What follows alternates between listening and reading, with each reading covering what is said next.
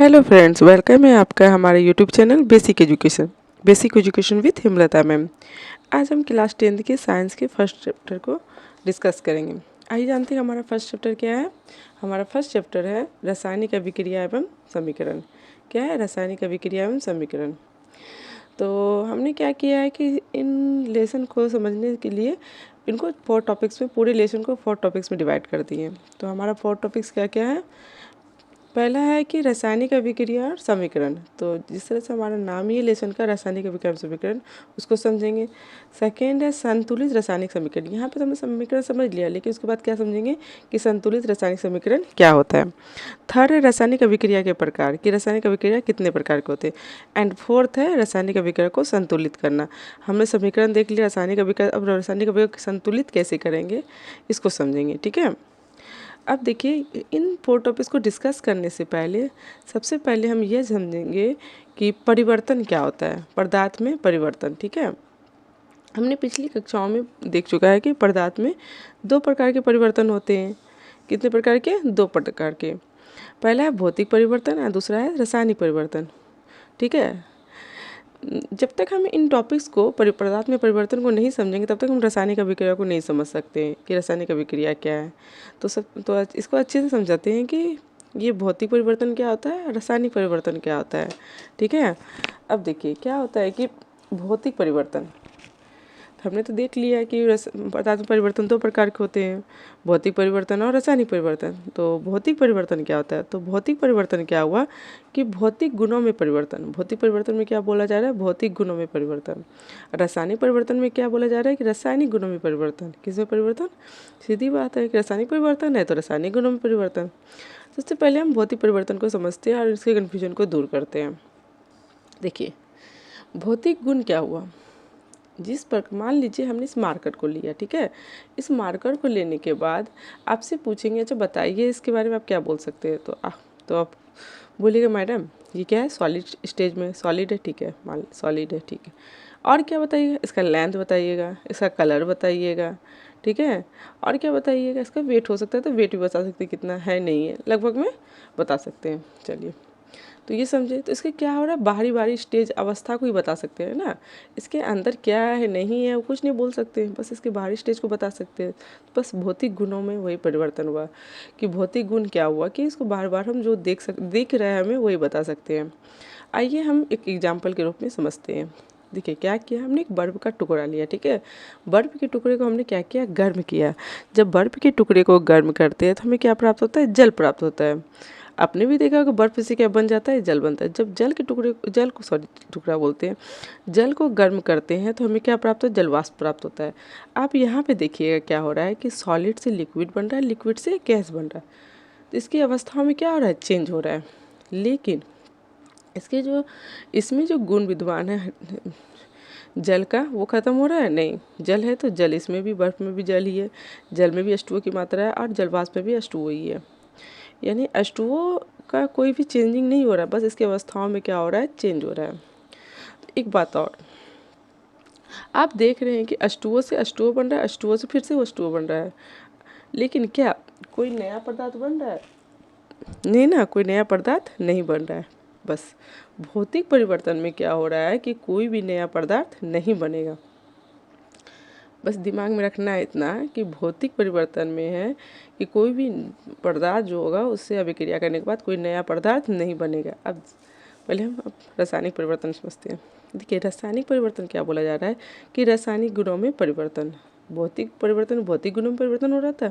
अब वाजिब बात है कि रासायनिक परिवर्तन में किसी परिवर्तन होगा, रासायनिक गुणों में परिवर्तन।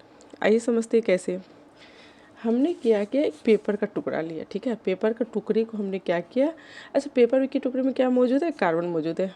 इसको हमने जलाया तो कोई भी वस्तु किसकी उपस्थिति में जलेगा, ऑक्सीजन की उपस्थिति में जलेगा।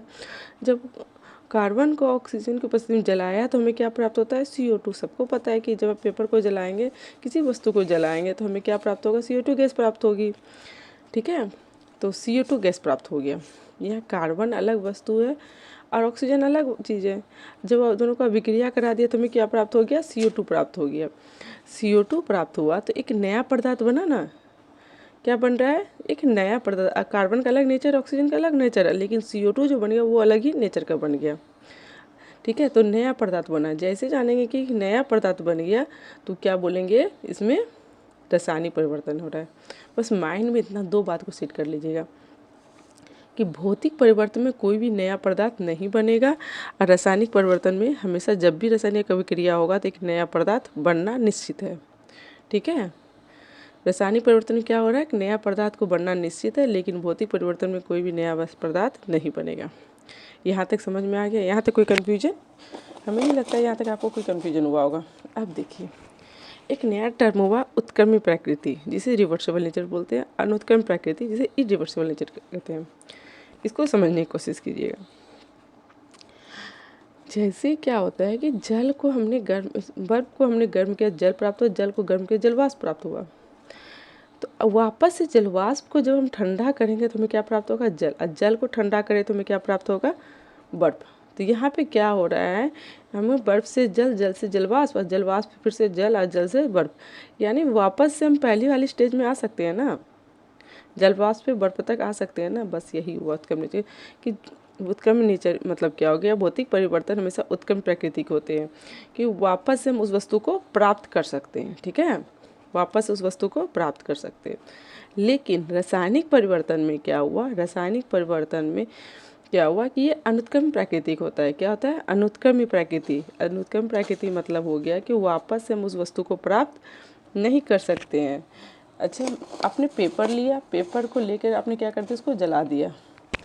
पेपर को लिया, आप पेपर को जला दिया, क्या वापस हम इससे पेपर प्राप्त कर सकते हैं? नहीं ना। तो यही हुआ कि रासायनिक परिवर्तन में कि वो क्या होता है, अनुत्क्रमी प्रकृति का होता है, वापस से हम उस वस्तु को प्राप्त नहीं कर सकते। लेकिन भौतिक परिवर्तन में क्या हो रहा था, वापस से हम उस वस्तु को प्राप्त कर सकते हैं। ठीक है, अब देखिए, आपने देखा कि भौतिक परिवर्तन में कि एक नया पदार्थ नहीं बनेगा, और ये उत्क्रम प्रकृति का होता है, वापस उस वस्तु को प्राप्त कर सकते हैं। लेकिन रासायनिक परिवर्तन में क्या था है, इससे नया पदार्थ बनेगा, जैसे नया पदार्थ बन गया तो वापस हम उस वस्तु को प्राप्त कर सकते हैं, यानी वापस उस वस्तु को प्राप्त नहीं कर सकते हैं। ठीक है, लेकिन कभी कभी आपको कुछ ऐसी वस्तुएं भी मिलेगी जिससे हम क्या होता है कि कन्फ्यूजन हो जाएगा।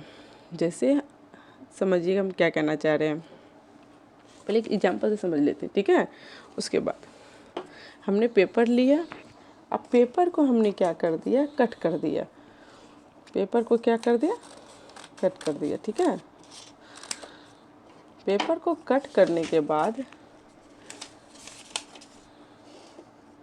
पेपर को कट करने के बाद एक शेप में बन गया, ये टुकड़ा हमें प्राप्त हुआ। ठीक है, अब ये बताइए आप, इसमें कौन सा परिवर्तन हुआ? तो आप बोलिएगा मैडम पेपर को कट कर दिया, वापस हम पेपर को प्राप्त नहीं कर सकते हैं, तो ये क्या हो गया, भौतिक परिवर्तन। ठीक है, मान लेते हैं आपने बोला ये रासायनिक परिवर्तन। ठीक, मगर हमने देखा था रासायनिक परिवर्तन का सबसे मेन गुण, मेन लक्षण जो था कि नया पदार्थ का बनना। ये हमेशा माइंड में रखिएगा, रासायनिक परिवर्तन हुआ तो नया पदार्थ उसको बनना निश्चित है। तो भौतिक ये पेपर को कट किया, पेपर से एक टुकड़ा अलग कर दिया, तो इसमें कोई नया पदार्थ बना? नया पदार्थ नहीं बना ना। तो जब तक नया पदार्थ बनेगा नहीं तब तक रासायनिक परिवर्तन नहीं होगा। तो बस ये वापस हमको इसमें ऐड करे या ना करे, तो ये हमेशा क्या होगा, भौतिक परिवर्तन होगा। ठीक है, बस हमको ये देखना है कि इससे नया पदार्थ बन रहा है कि नहीं बन रहा है। जैसे एक बैलून को लिए, बैलून को क्या किए, फुलाएं, हवा भरे उसमें। बैलून में जब हवा भरते हैं तो क्या होता है, एक नया शेप में आ जाता है, भौतिक परिवर्तन होता है। शेप में आता है ना, मगर वो बैलून का बैलून नहीं रहता है, उससे कोई नया पदार्थ नहीं बनता है। वापस से हम उसको हवा निकाल कर वापस उसके शेप में लाते, भौतिक परिवर्तन किया। लेकिन बैलून जब फूट गया, बैलून का फूट गया, तो हम क्या कर सकते, तो क्या बोलिएगा कि मैडम अब इससे हम मतलब वापस से बैलून नहीं बना सकते हैं। आप बोलिएगा ये बैलून का फूटना जो है ना, वो ये हो गया रासायनिक परिवर्तन हो गया। नहीं, बैलून का फूटना तो बैलून को फूलना या बैलून को फूटना बैलून ही रहा ना, कोई नया पदार्थ बना नहीं। जब तक नया पदार्थ नहीं बनेगा तब तक रासायनिक परिवर्तन नहीं बना बोलेंगे। बस दिमाग में इतना रखना है, जब तक कि कोई पदार्थ नया नहीं बनेगा, नया नहीं बनेगा तब तक रासायनिक परिवर्तन नहीं होगा। जैसे देखिए नया पदार्थ बन गया तो वो कौन सा पदार्थ हो गया, प्रकृति होगी उसकी रासायनिक परिवर्तन की, ठीक है। तो ध्यान रखना है ये चीज़, यही मत देखिए कि उसमें उस वस्तु को वापस से प्राप्त कर सकते हैं कि नहीं कर सकते, बस इतना माइंड रखना है कि उससे नया पदार्थ बना कि नहीं बना, ठीक है। अब देखिए ये हम भौतिक परिवर्तन समझ गए, लेकिन कभी कभी रासायनिक परिवर्तन भी ये होगा कि आपको कुछ ऐसी वस्तु आएंगे जिससे नया पदार्थ तो बना, ठीक है, नया पदार्थ तो बना, उसको जब विघटित करेंगे तो वापस हम उस वस्तु को प्राप्त कर सकते हैं। जैसे नाइट्रोजन और हाइड्रोजन का अभिक्रिया कराएंगे तो हमें अमोनिया प्राप्त होगा, अमोनिया प्राप्त हुआ तो नया पदार्थ बना। जैसे बस इतना देखना है कि नया पदार्थ बना तो ये कौन सा परिवर्तन हो गया, रासायनिक परिवर्तन। और विघटित होकर के वापस से हम नाइट्रोजन ऑक्सीजन हाइड्रोजन प्राप्त कर सकते हैं। तो इसको ये मत बोलिएगा कि मैडम ये तो क्या हो रहा है कि इसमें वापस हम उस वस्तु को प्राप्त कर सकते हैं, तो ये भौतिक परिवर्तन नहीं। बस दिमाग में इतना रखना है कि कभी कभी कुछ वस्तुएं आपको क्या मिल जाएगा कि उस वस्तु से हम उस नए पदार्थ से पुराने वस्तु को प्राप्त कर सकते हैं, लेकिन हमने सिर्फ इतना देखना है कि उससे हम नया पदार्थ बना कि नहीं बना। अगर नया पदार्थ बना तो बोल देंगे रासायनिक परिवर्तन, ठीक है। हमें उम्मीद है कि आपको यहाँ तक समझ में आ गया होगा। अब कुछ एग्जाम्पल और लेके आएंगे भौतिक परिवर्तन और रासायनिक परिवर्तन का अगली वीडियो में, ताकि जो भी कन्फ्यूजन रहे उसको दूर हो जाए, ठीक है। चलिए, अगर आपको हमारा वीडियो पसंद आए तो हमारे वीडियो को लाइक कीजिएगा, सब्सक्राइब कीजिएगा, अपने दोस्तों में शेयर जरूर कीजिएगा। Thank you watching this my video.